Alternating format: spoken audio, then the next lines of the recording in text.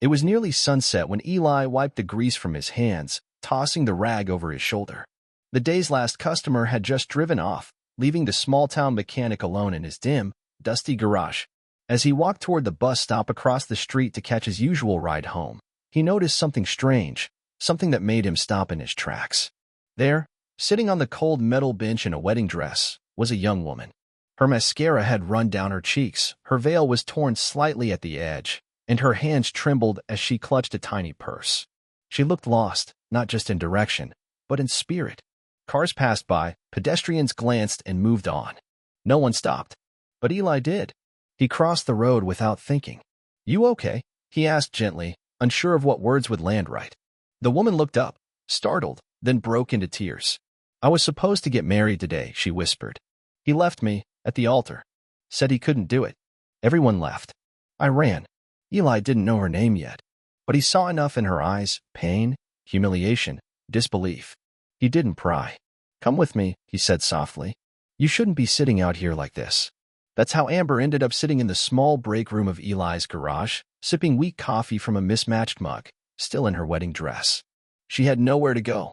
Her family was distant, both emotionally and geographically, and she left her phone behind in the chaos. All she had were the heels on her feet and the crushed bouquet still pinned to her wrist. Eli offered her the spare room in the small house he rented behind the shop. It wasn't much, bare walls, a creaky bed, and the faint smell of oil that even air fresheners couldn't fully mask, but it was safe. She hesitated. "I don't even know you," she whispered. He just nodded. "I know, but I know what it's like to be left with nothing." That night, Amber cried herself to sleep in a stranger's home. But the next morning, something shifted. Eli made pancakes. Terrible ones. Burnt on one side and half-cooked on the other. But he set them down in front of her like they were gold.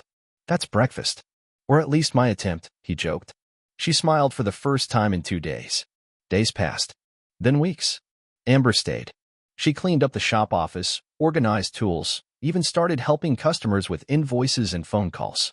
She was smart, kind, stronger than she looked. People in town began to talk. Whispers about the mechanic and the girl in the wedding dress. But Eli never cared. He saw beyond the scandal. He saw her rebuilding, piece by piece. One day, Amber stood beside him in the garage, oil smudged on her cheek, laughing at something he said. Then she turned serious. "Why'd you help me?" she asked. "Why take in someone like me?" He didn't answer at first. Then he said, "Because someone once helped me when I had nothing. And I promised if I ever saw someone lost like I was, I'd do the same." Amber blinked away tears. "You saved me," she said. "No, you saved yourself," Eli replied. "I just gave you a place to stand." Months went by. Amber found a part-time job at a local bookstore. She signed up for a community college course in accounting. Slowly, she rebuilt a life she thought she'd lost. Then, something happened that no one saw coming. One evening, during a small-town festival, Eli and Amber danced under the warm light of hanging lanterns.